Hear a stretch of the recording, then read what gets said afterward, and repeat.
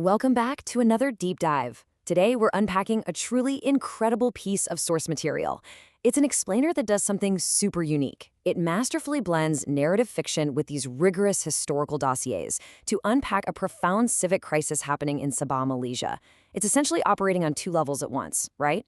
On one hand, it gives us the intimate, very specific stories of characters caught in a broken system. And on the other hand, it lays out the hard historical commentary to explain exactly how that system got so broken in the first place. The whole text actually frames its exploration around this one piercing question on screen.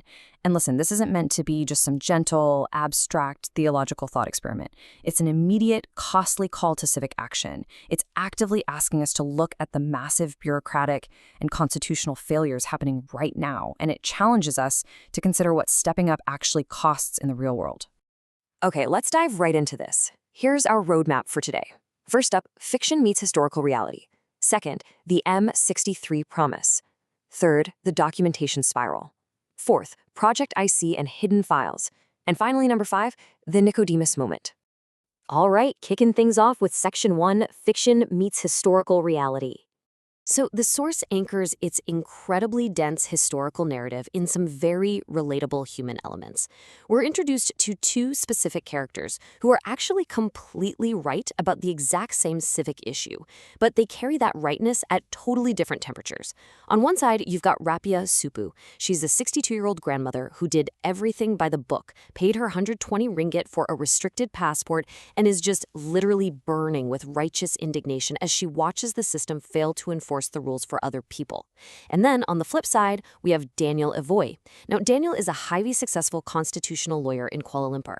He has all the legal expertise you could possibly want, but for 11 years, he stayed professionally warm. He's just been completely avoiding the personal cost of arguing these super complex state cases.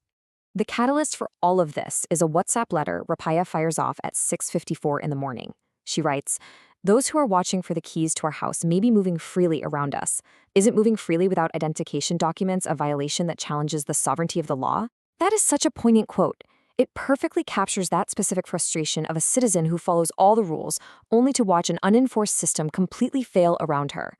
When Daniel eventually reads this letter, while pulled over on the side of a highway, it forces him to confront his 11 years of comfortable professional distance.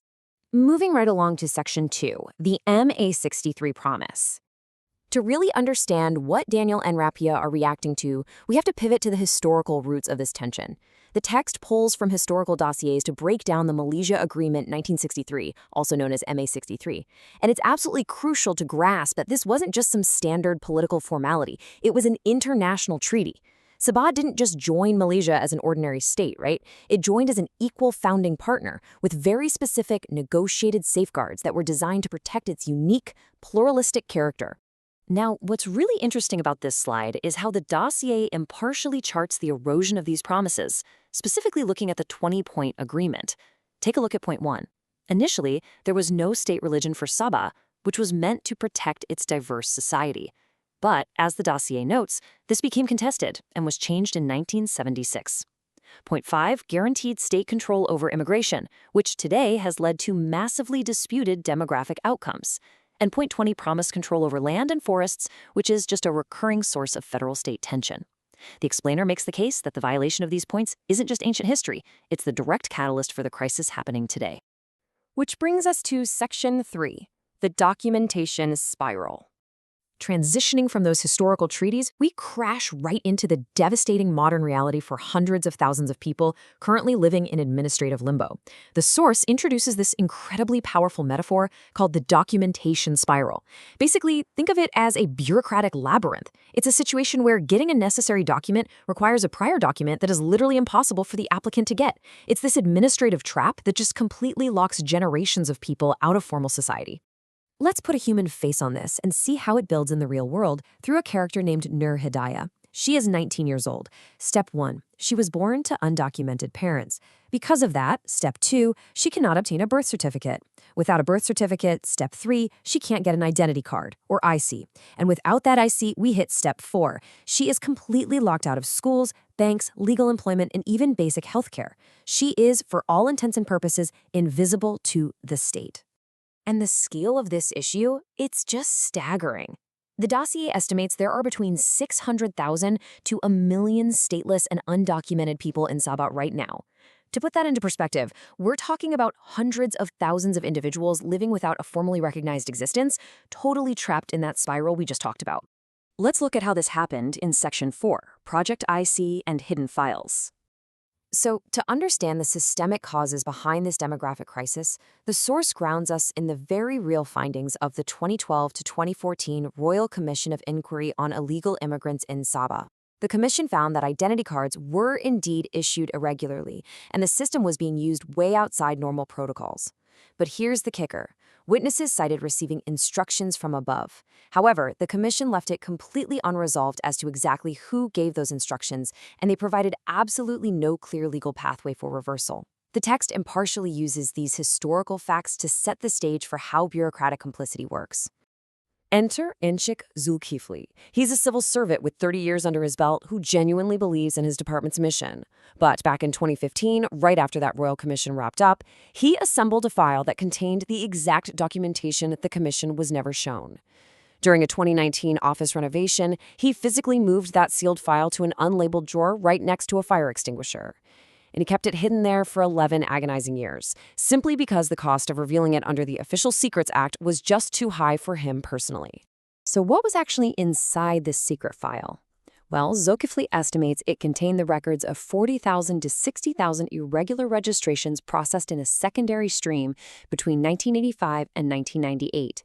And here is where it all connects back to MA 63.1 and our stateless teenager, Nur Hidayah. You see, the file contains her specific record showing she was registered under a specific religious categorization at just 3 days old, completely without her undocumented mother's knowledge or consent. Honestly, the most chilling detail in Zulkifli's hidden file is this handwritten margin note on a processing record. It just says, religious category, Islam. Instructions from above. This brilliantly and tragically illustrates the core issue the text is exposing. It shows exactly how mundane administrative efficiency, literally hidden in an unlabeled drawer, was used to conceal the systematic violation of constitutional promises and personal consent. And that leads us into our final part, Section 5, the Nicodemus moment. This is where the source's theology directly collides with civic duty, bringing all our characters to their ultimate breaking points. The text introduces this concept called the Nicodemus moment. It draws on the biblical story of Nicodemus, an institutional insider who came to Jesus secretly at night. It's a metaphor for that quiet, middle-of-the-night realization of a system insider that they must finally step outside the safety of their institution to do what is right, regardless of the immense personal cost. For Zulkifli, his Nicodemus moment finally happens on a totally ordinary Thursday afternoon when he opens his unlabeled drawer and makes a career-ending phone call to leak the file to Daniel's allies. Because right now, the Steep basically says to people like Nur Hidayah, here are your 2 locked doors. Accept a forced religious registration you never chose just so you can exist on paper, or try for an impossible citizenship application you don't have the prior documents for. It's completely broken. But the text proposes a metaphorical third door. It's represented by characters like Sister Magdalene, a teacher who just waits patiently for Nur Hidayah at the local Tamu market. It's the door of genuine compassion and presence. It's about standing faithfully at the threshold, holding the space open, without ever forcing entry. And that brings us to the ultimate question this explainer leaves us with. Whether you're like Rapia, watching the rules fail around you, or Daniel, sitting safely on your expertise, or Zulkifli, hiding a file in a drawer, when the specific day arrives that makes your silence more costly than your exposure, what are you going to do? Will you remain comfortably in the background, or will you step through that third door and do what needs to be done? It's a profound question about our own civic responsibility, and it definitely lingers long after you finish reading. Thanks so much for joining me on this deep dive, and as always, keep asking the hard questions.